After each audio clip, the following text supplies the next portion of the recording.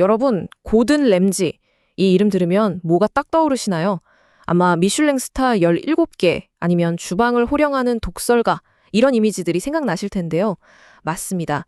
그의 이름 석자는 그냥 맛있다를 넘어서 완벽하다, 실패란 없다는 걸 보증하는 하나의 거대한 브랜드였죠.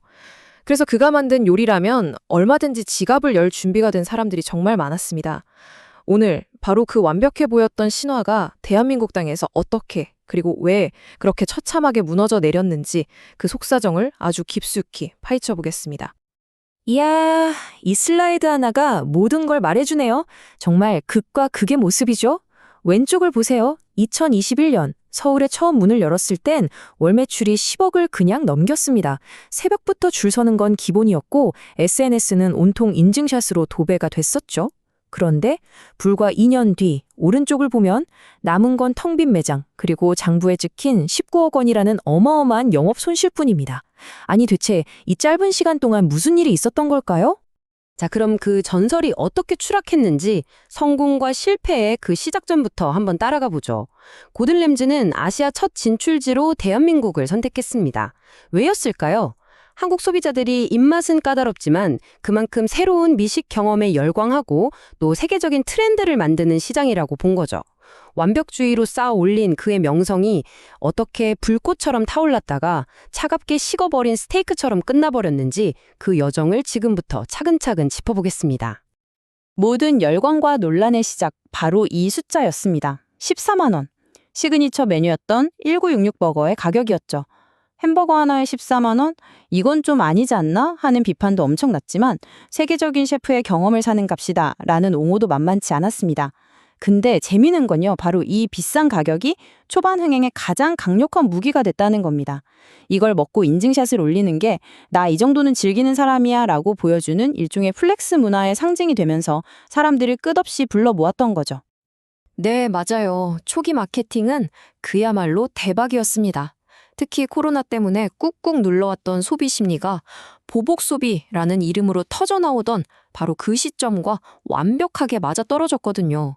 비싼 가격은 더 이상 단점이 아니라 오히려 특별한 경험을 원하는 사람들의 욕구를 정확히 찔렀던 겁니다. 아마 운용사 본사에서는 매일 축배를 들었을 거예요. 하지만 어쩌면 바로 이 눈부신 성공이 그들의 눈을 가리고 자만심에 빠지게 만든 뭐랄까 독이 든 성배가 아니었을까요?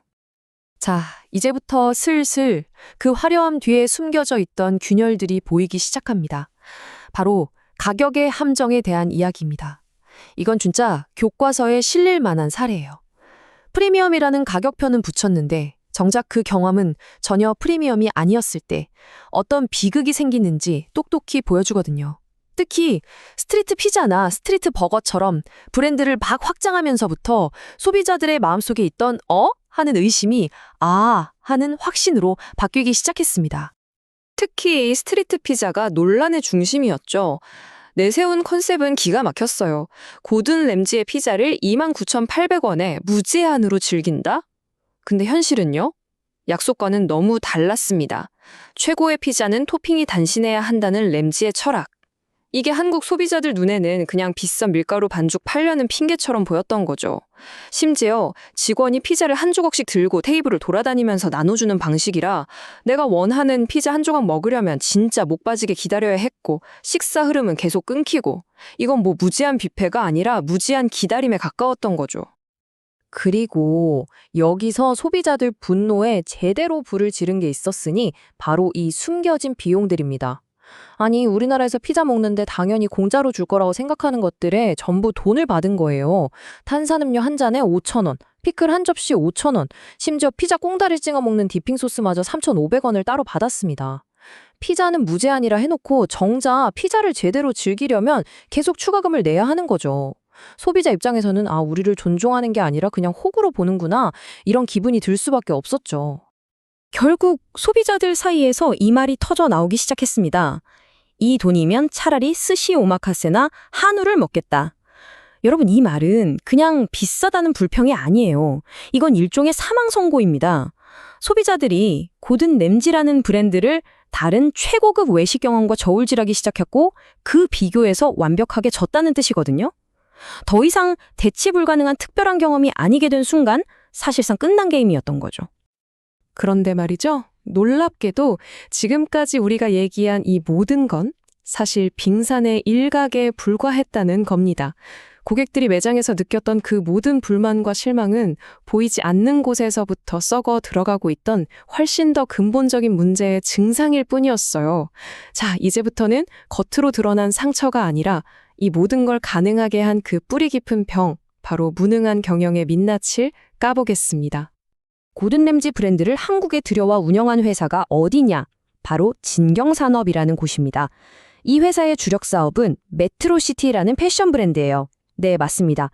F&B, 즉 외식업 경험이 단 하나도 없는 패션 가방 만들던 회사가 갑자기 세계 최고 셰프의 레스토랑을 운영하겠다고 뛰어든 겁니다. 이게 얼마나 말이 안 되는 조합인지 모든 비극은 바로 여기서부터 시작된 겁니다. 이 내용은 직장인들의 대나무 숲, 익명의 블라인드에 올라온 전현직 직원의 글인데요. 내부 사정을 아주 적나라하게 보여주죠. 제가 한번 그대로 읽어드릴게요. 본사엔 F&B 전문가가 한 명도 없다. 현장 직원은 사람 취급도 안 한다. 실력 있는 전문가들 조언은 싹 무시하고 듣기 좋은 말만 하는 예스맨들만 챙기다 망했다. 바른 소리하는 직원은 자르려고 서울에서 부산으로 일주일 만에 발령을 내버린다. 여기엔 망하는 게 당연한 곳이다. 어떠세요? 이 짧은 글 안에 실패의 모든 DNA가 다 들어있지 않나요? 방금 들으신 그 처절한 증언을 바탕으로 정리해보면 실패의 공식이 딱 나옵니다. 첫째, 본사에 전문가가 없어요. 음식에 대해 아무것도 모르는 사람들이 결정을 내린 거죠. 둘째, 전문가 말을 안 들어요. 현장의 셰프나 매니저들이 아무리 전문적인 조언을 해도 묵살당했습니다. 셋째, 현장 직원을 존중하지 않아요. 고객을 직접 만나는 직원들을 소모품처럼 대하니 서비스 질이 좋을 리가 없죠. 마지막으로 쓴소리를 하면 잘라버려요. 이러니 조직이 제대로 굴러갈 수가 있었겠습니까? 결국 이 한 문장으로 모든 게 설명됩니다. 세계 최고의 레시피가 그 레시피를 읽을 줄도 모르는 요리사 손에 망가졌다. 문제는 고든 램지의 이름이나 그의 레시피가 아니었어요.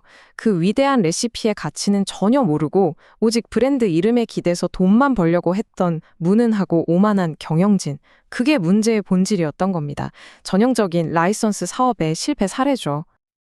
자, 이제 마지막 장입니다. 이 오만과 무능이 남긴 19억 원짜리 성적표를 보면서 과연 이 값비싼 교훈을 통해 고든 램지라는 브랜드가 한국에서 다시 일어설 수 있을지 그 불투명한 미래를 한번 들여다보겠습니다.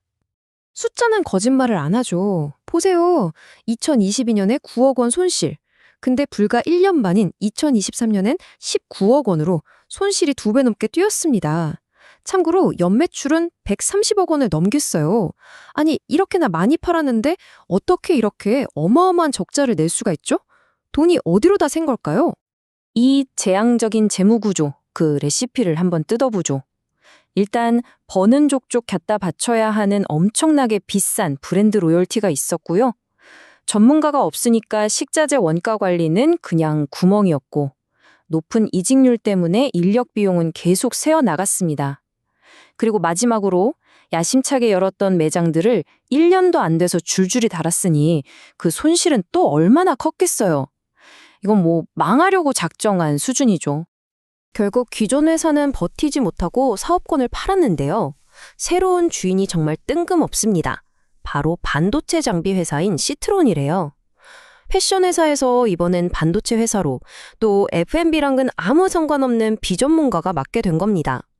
뭔가 기시감이 강하게 들지 않으세요? 자, 그래서 이 새로운 주인이 내놓은 회심의 카드가 뭐냐?